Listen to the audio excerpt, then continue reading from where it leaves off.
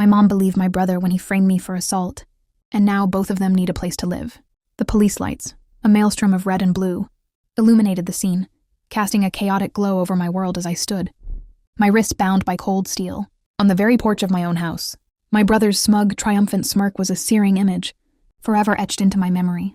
At 28, I had foolishly believed I had experienced the full spectrum of betrayal, but nothing had ever inflicted such a profound wound as the sight of my mother's tear-filled eyes, her unwavering belief in his fabrication over my truth. My name is Juniper, and I had meticulously constructed my life from the ground up. Every single brick laid, every single callus earned, following a childhood perpetually overshadowed by my older brother, Soren.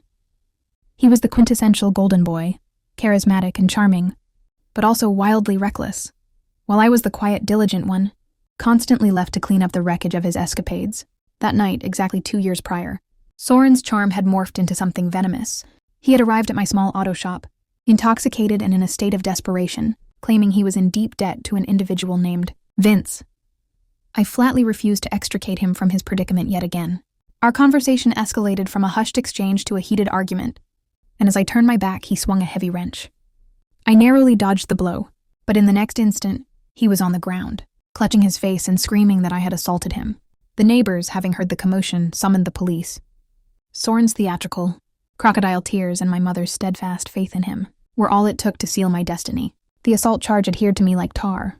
My reputation as a skilled mechanic, a reputation I had cultivated over years of honest and tireless work, disintegrated before my eyes. My clientele dwindled, my friends became distant strangers, and my mother ceased all communication. Soren's narrative was unassailable. I was portrayed as the perpetrator and he, the innocent victim.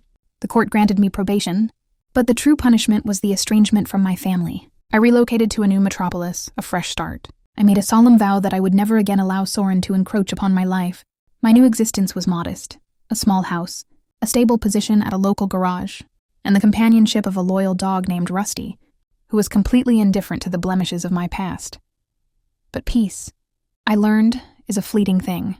Last week my phone blared at midnight. My mother's voice, frail and trembling, broke through the static. "Juniper, we need your help." My stomach twisted into a knot. My brother Soren had squandered my mother's life savings, lost her apartment, and now they were left with nothing. She proposed that they both come to live with me.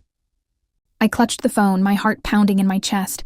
The sheer audacity of her request after everything felt like a physical blow, but her voice, laced with raw desperation, tugged at a buried part of me, a part I thought I had long ago laid to rest. I didn't say yes, nor did I say no. I simply ended the call, my mind spinning into a vortex of confusion. The very next morning, they materialized on my doorstep.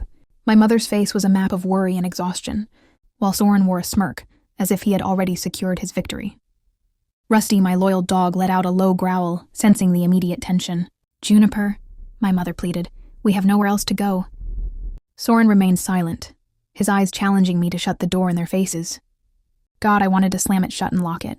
But she was my mother, and the heavy weight of the word family held me captive. Allowing them inside felt like intentionally inviting a storm to rage through my life. Soren immediately made himself at home, sprawling out on my couch as if he owned the place, while my mother fussed over him, completely oblivious to the scars he had left on me. I kept my distance, working late shifts at the garage, deliberately avoiding the house that no longer felt like my own sanctuary. But avoidance is merely a temporary reprieve, a delay of the inevitable. 3 nights later, Soren cornered me in the kitchen. "You owe me, little sister," he said, his breath reeking of cheap whiskey. "You got off easy last time." I balled my fists, a wave of memories flooding back. The wrench, the venomous lies, the years of my life I had lost. Rusty bared his teeth, and I warned Soren to go to bed. "One wrong move and you're out," I told him. My mother found me moments later, her eyes brimming with guilt. "He's changed, Juniper," she whispered. "Please give him a chance." Changed? I thought. Soren hadn't changed. He had merely adapted, like a persistent virus.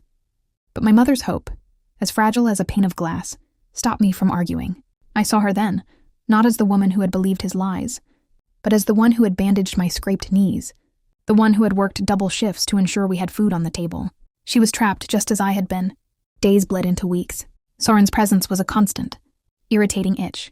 His late-night phone calls, his borrowing of my tools without permission, his subtle, cutting remarks about my supposed failure to keep the family intact.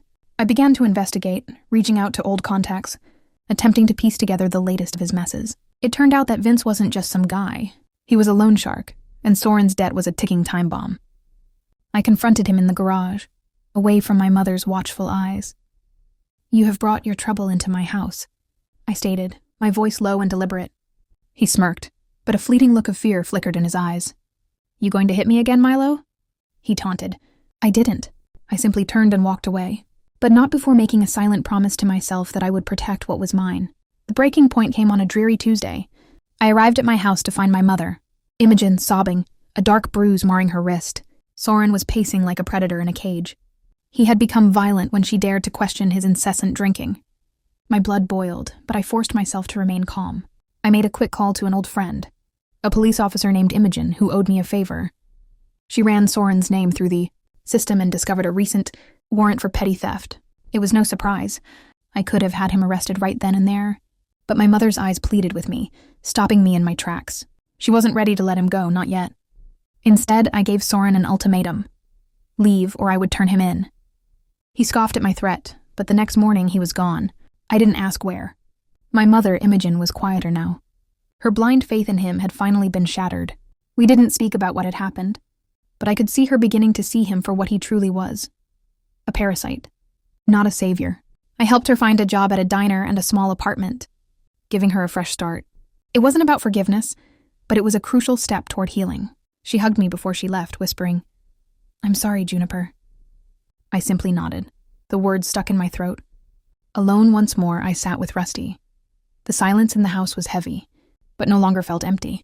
I had lost years of my life to Soren's lies, but I had gained something far more valuable: clarity.